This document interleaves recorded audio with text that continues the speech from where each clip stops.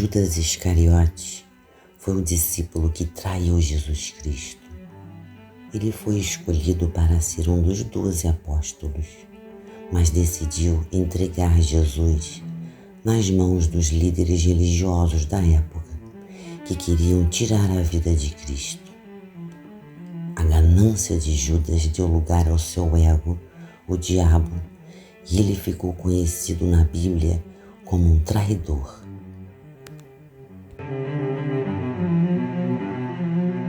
Judas Iscariotes é uma das figuras mais controversas da Bíblia, conhecido por ter traído Jesus Cristo em troca de 30 moedas de prata. Ele era um dos 12 apóstolos escolhidos por Jesus e tinha a função de cuidar do dinheiro do grupo, sendo frequentemente associado à ganância e à corrupção. A traição de Judas tem diferentes interpretações, dependendo da perspectiva teológica ou histórica. Ganância e influência do dinheiro, o Evangelho de João sugere que Judas era ladrão e costumava desviar dinheiro da bolsa comum dos discípulos. Sua traição por 30 moedas de prata pode indicar que sua motivação foi financeira. Nos evangelhos de Lucas e João afirmam que Satanás entrou em Judas, sugerindo que ele foi possuído ou influenciado pelo diabo a trair Jesus.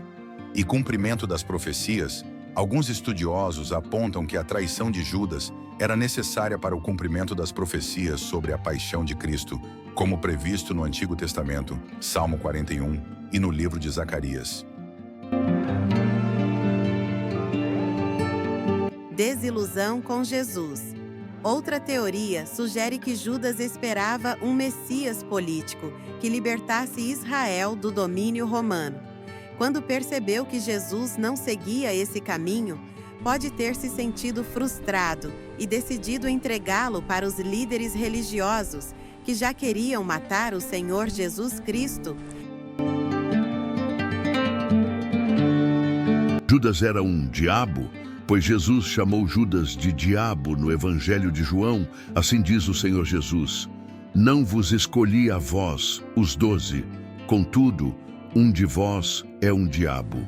E isso não significa necessariamente que Judas era literalmente um demônio, mas que sua conduta e coração estavam alinhados com o mal.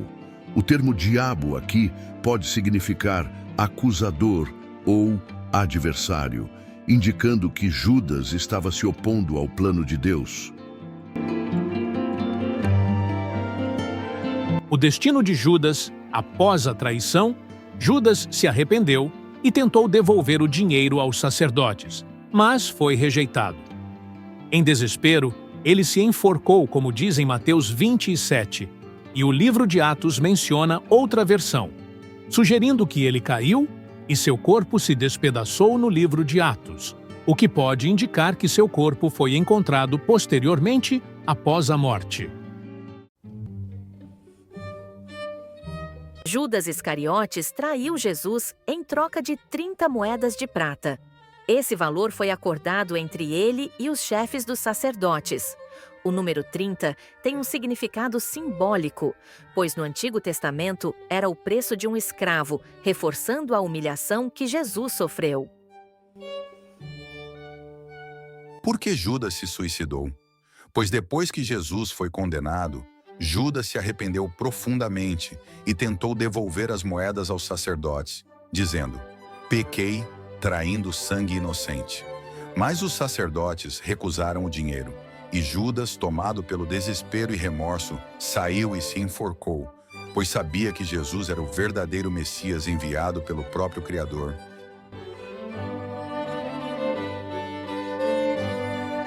Como foi a morte de Judas?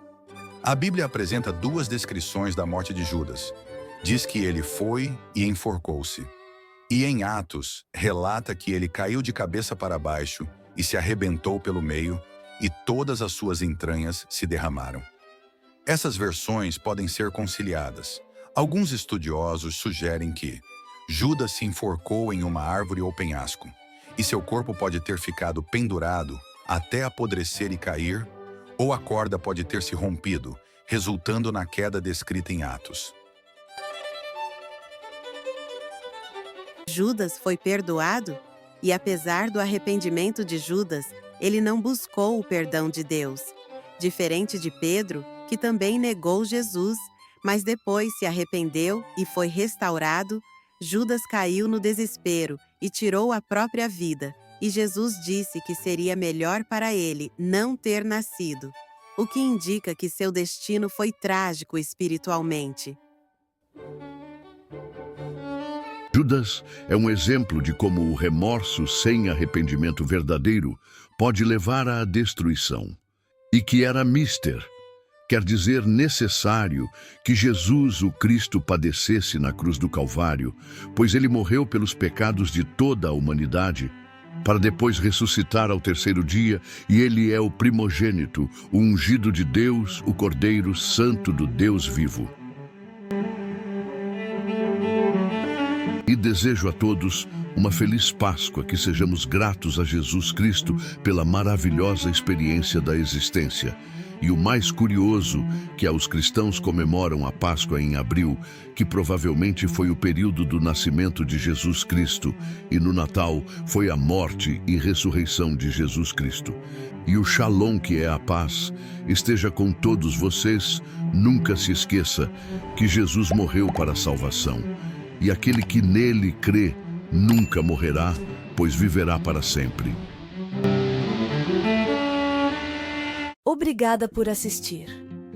Se inscreva no canal Filosoflix e ative o sininho para receber novos vídeos. Medite nessas palavras, paz e saúde e good vibes para todos.